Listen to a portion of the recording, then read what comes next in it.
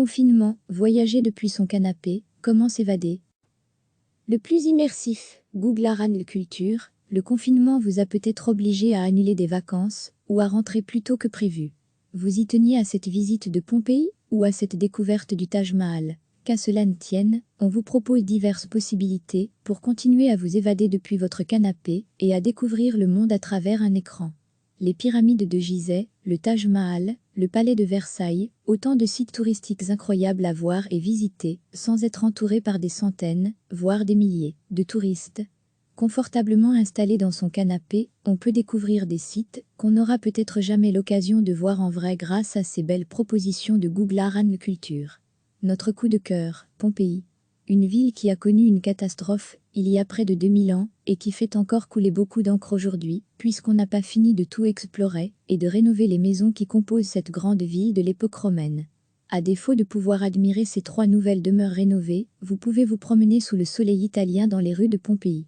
D'autres préféreront l'exotisme de l'Antiquité et les mystères égyptiens. Rendez-vous devant les pyramides de Gizeh, une des 7 merveilles du monde, accompagnée du Sphinx dont Obélix a cassé le nez. On ne s'arrête pas en si bon chemin, et on prend l'avion, virtuel et non polluant, pour se rendre au Cambodge et découvrir le site d'Angkor Wat, qui était l'une des capitales de l'Empire Khmer entre les 9e et 15e siècles. Vous y croiserez peut-être même quelques animaux locaux qui, aujourd'hui, ont tout le site pour eux. Vous avez toujours rêvé de partir à l'aventure, sac à dos rempli, appareil photo au cou et grosses chaussures aux pieds, pour survivre à ces randonnées de dingue que vous ferez? Mais vous ne l'avez pas, encore, fait et ça ne risque pas d'arriver demain vu les mesures en place dans le monde. Pourquoi ne pas vous immerger dans le quotidien de ces aventuriers qui partagent leur vie sur YouTube? Voici 3 chaînes qui vont vous permettre de vous évader et de partir à l'aventure. Ce couple de Français fait le tour du monde depuis 2012 donc, ils ont un paquet de vidéos à proposer et vous, un paquet de destinations à visiter. Japon, Norvège, Allemagne, Jordanie, Canada, Claudia et Clément prennent des images incroyables qui vont vous transporter. Mais ce n'est pas toujours rose, en effet, quand on plaque tout, pour voyager à n'en plus finir, il peut aussi vous arriver pas mal de galères. Ces vidéos un peu plus longues, 10-20 minutes, permettent une plus grande immersion dans ces aventures. En 10 ans, il est devenu ce qu'on appelle un digital nomade, il travaille en voyageant, ou voyage en travaillant, ça dépend votre vision des choses. Plus de 162 000 abonnés sur YouTube, et vous pouvez aussi le suivre sur ses autres réseaux sociaux, et notamment Instagram qui vous en mettra plein la vue. Une femme qui voyage seule, ou accompagnée, et qu'on salue pour sa débrouillardise. Elle avait une peur bleue des voyages, et de sortir de sa zone de confort, mais, après une séparation douloureuse, elle a décidé de prendre sa peur en main, et de lui dire d'aller se faire voir. Un avion pour la Thaïlande, et c'est sa vie entière qui a changé. Depuis, elle ne reste jamais longtemps au même endroit, et on adore la suivre dans sa bonne humeur et son humour décapant. Bon, c'est vrai qu'à la base, ce n'est pas un film drôle, et la pauvre Reuse Witherspoon est plus en deuil qu'en mode aventure. Mais les 1700 km à travers l'Ouest américain sont assez époustouflants et, quand on éteint la télé, on peut marcher en rond autour de son canapé pour faire comme elle, mais en moins bien. On reste dans les films tirés d'une histoire vraie. Robin Davidson décide, en 1975, de traverser 2700 km dans le désert australien à pied avec 4 chameaux et un chien dièse superwoman. Un film à regarder pour s'imprégner du vide, entouré par une musique qui vous transporte, et avec un thé glacé, parce que vous risquez d'avoir des bouffées de chaleur. On ne doit plus présenter ce classique des films de voyage. On suit la belle Julia Roberts à travers un voyage initiatique en Italie, en Inde et à Bali.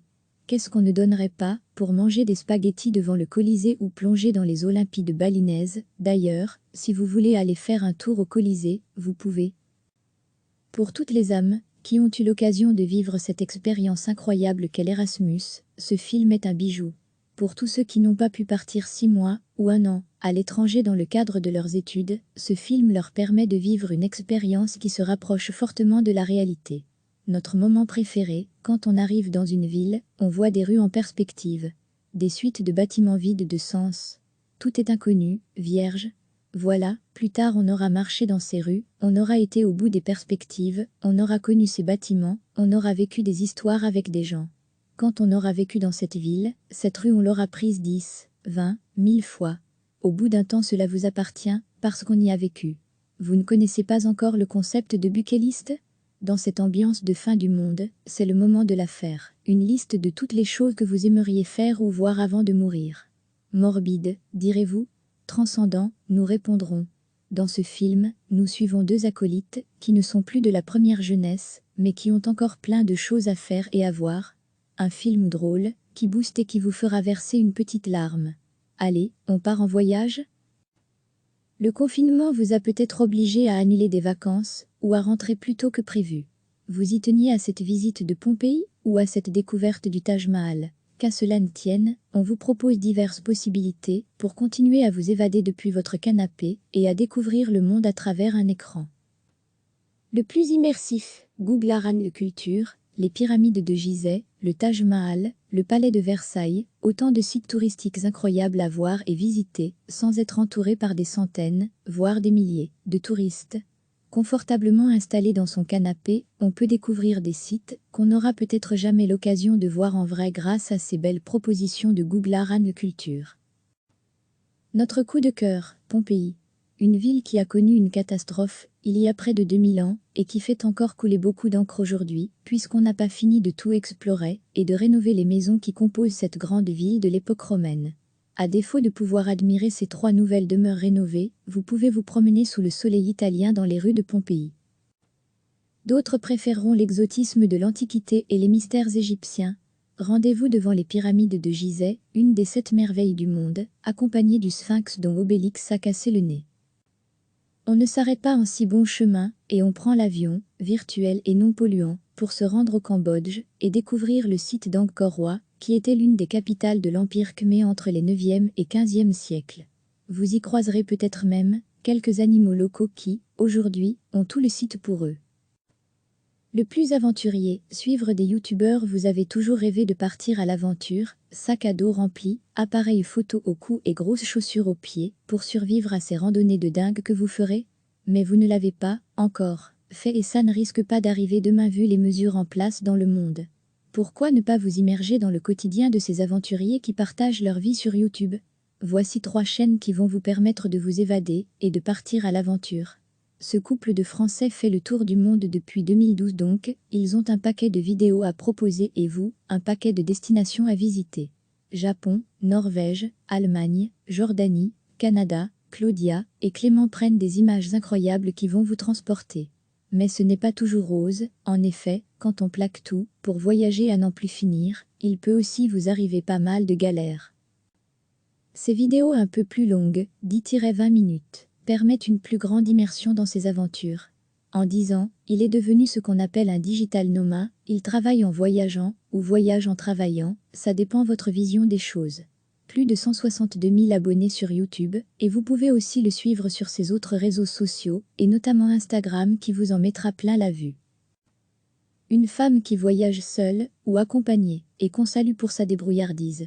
Elle avait une peur bleue des voyages, et de sortir de sa zone de confort, mais, après une séparation douloureuse, elle a décidé de prendre sa peur en main, et de lui dire d'aller se faire voir.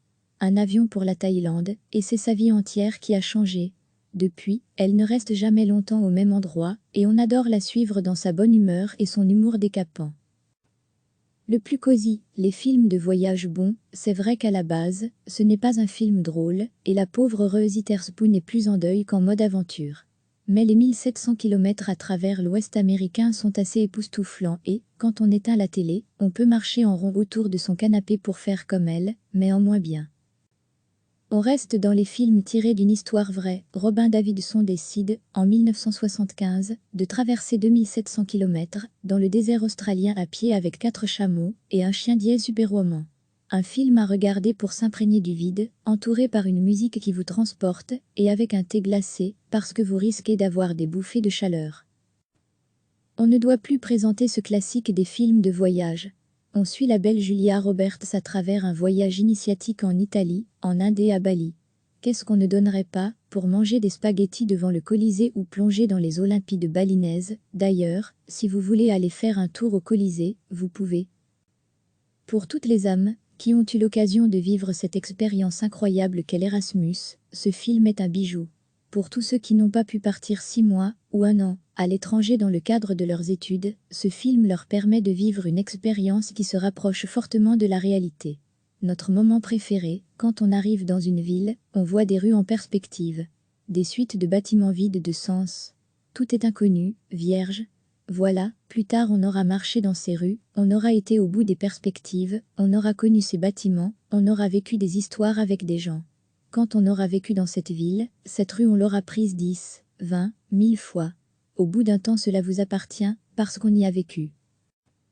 Vous ne connaissez pas encore le concept de bucket list ?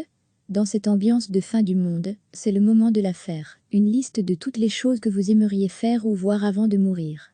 Morbide, direz-vous ? Transcendant, nous répondrons.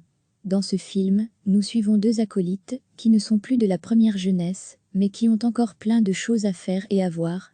Un film drôle, qui booste et qui vous fera verser une petite larme. Allez, on part en voyage ? Cliquez sur s'abonner pour recevoir les dernières nouvelles.